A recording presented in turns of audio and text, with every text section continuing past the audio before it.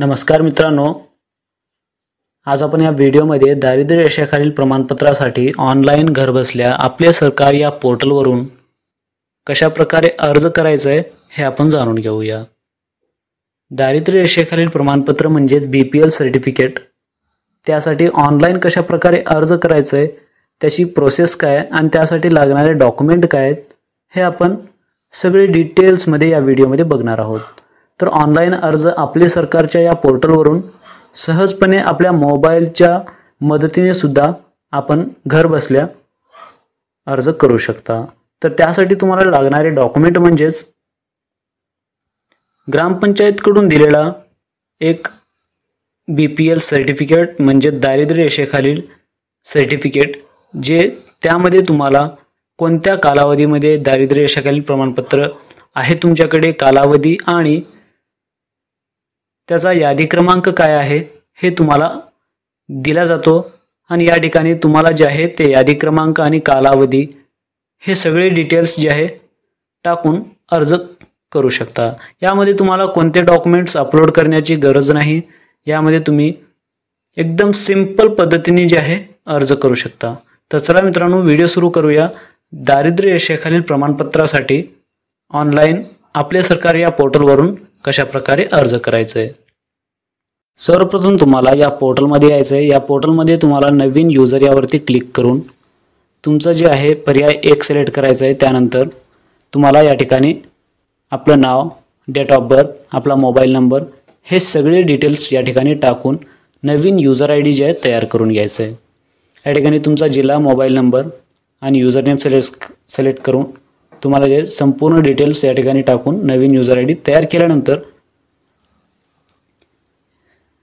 पुन्हा या पेजवरती आल्यानंतर तुम्हाला जे आहे या ठिकाणी जे यूजर ID तुम्ही तयार केले असाल, या ठिकाणी यूजर ID, पासवर्ड जे तुम्ही आता जे सेट केलात ते पासवर्ड तुम्हाला या ठिकाणी टाकून घ्यायचं आहे।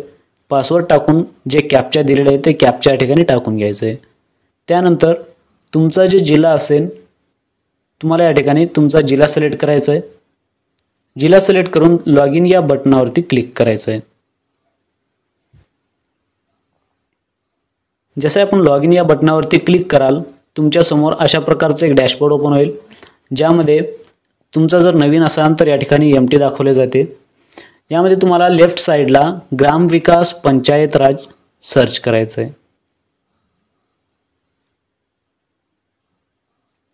यामध्ये ग्रामविकास व पंचायत राज यावरती क्लिक करून यामध्ये बघू शकता तुम्ही, यामध्ये BPL, जन्म नोंद, मृत्यू नोंद, ग्रामपंचायत येणे बाकी दाखला अशा प्रकारचे जे आहे सर्व्हिसेससाठी तुम्ही जे अर्ज करू शकता। तर BPL साठी अर्ज करायचं आहे तर मी यावरती क्लिक करतो आणि पुढे जा या बटनावरती क्लिक करायचं आहे।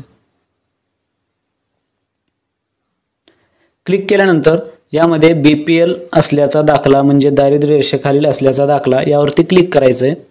आणि क्लिक केल्यानंतर तुम्हाला जे आहे या ठिकाणी तुमचा जिल्हा आणि तालुका, ग्रामपंचायत आणि अर्जदाराचे संपूर्ण नाव आणि तसेच अर्जदाराचे आधार कार्ड नंबर जे आहे, आधार कार्ड नंबर या ठिकाणी अर्जदाराचे टाकून घ्यायचे आहे।